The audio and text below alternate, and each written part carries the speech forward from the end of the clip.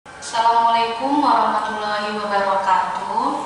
Perkenalkan, saya guru bahasa Indonesia, Ibu Panika Suci Noviana di kelas 8. Nah, sekarang kita mulai materi pengertian teks berita di awal bab. Di pengertian teks berita, kita akan tahu apa itu teks berita. Ibu tanya dulu, sudahkah hari ini kalian membaca atau mendengar berita? Berita adalah informasi laporan mengenai suatu kejadian atau peristiwa yang sedang maupun sudah terjadi.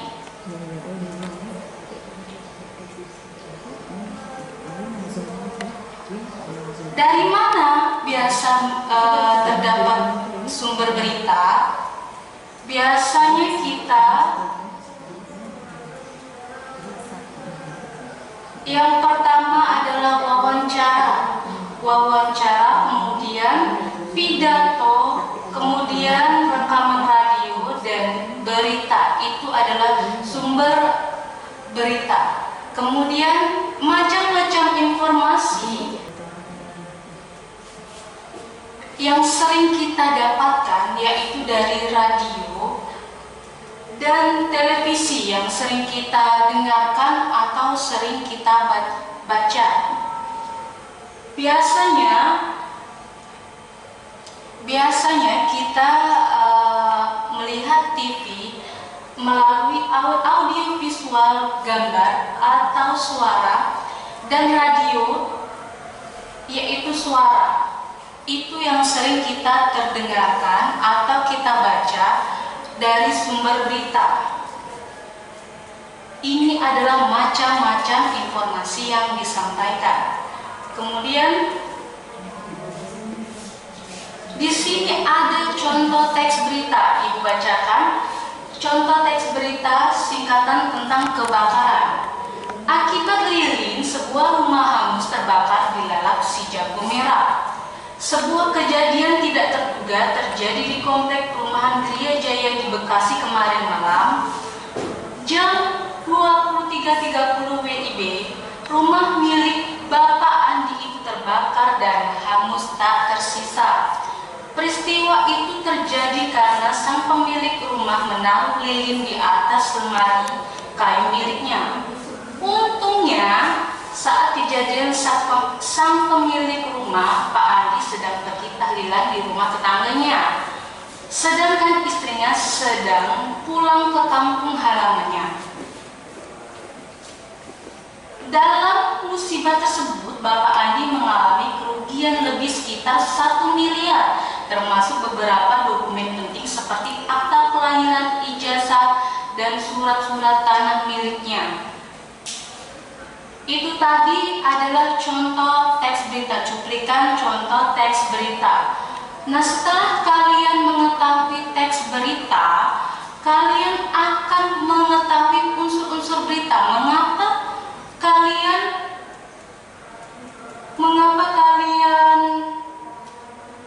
membaca atau mendengar berita? Itu pasti unsur-unsurnya ada, yaitu yang biasa disebut bahasa Inggris, pelajar bahasa Inggris 5W1H, atau yang kita dengar bahasa Indonesianya adik Simba. Nah, di sini adik Simba yaitu A, apa, D, di mana, K, kapan, Si, siapa, M, mengapa, bagaimana. Kita singkat ya anak-anak, jadi kita bisa mengingat unsur-unsur berita yaitu adik Simba. A, peristiwa apa yang terjadi, di mana peristiwa itu terjadi, K, kapan peristiwa itu terjadi, Si, siapa peristiwa itu siapa yang mengalami peristiwa itu, dan M, mengapa peristiwa itu terjadi. Bagaimana proses terjadinya peristiwa.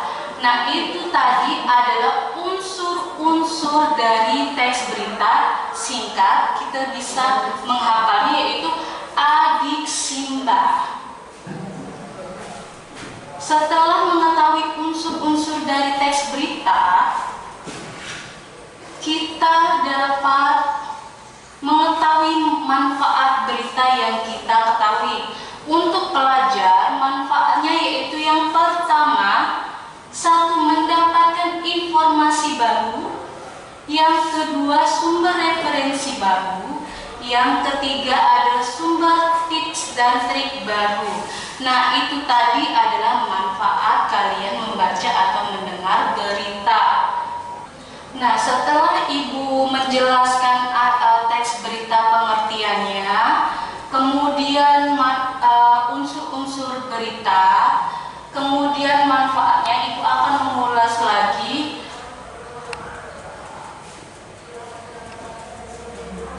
pengertian dari berita, yaitu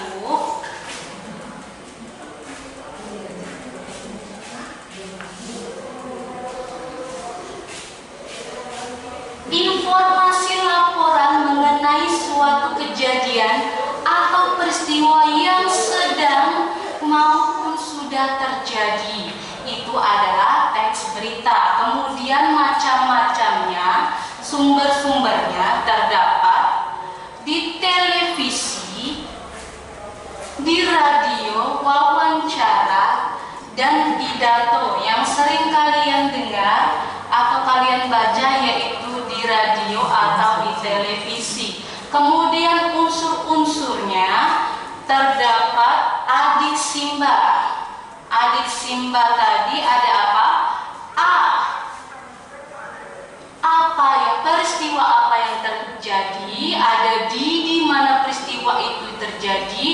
K. Kapan peristiwa itu terjadi? Si. Siapa peristiwa itu terjadi? Mengapa peristiwa itu terjadi? Dan B. Bagaimana proses terjadinya peristiwa? Itu adalah unsur-unsur dari teks berita. Kemudian tadi manfaatnya ada: satu, mendapatkan informasi baru, dua, sumber referensi baru, dan tiga, tips dan trik baru.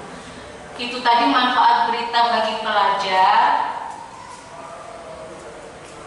Dan sekian, itu tadi materi Ibu dari teks berita. Selanjutnya kita akan pertemuan selanjutnya akan ada materi selanjutnya, dan akan kita lanjutkan di Google Classroom. Untuk tugas-tugasnya akan Ibu share ke grup WA.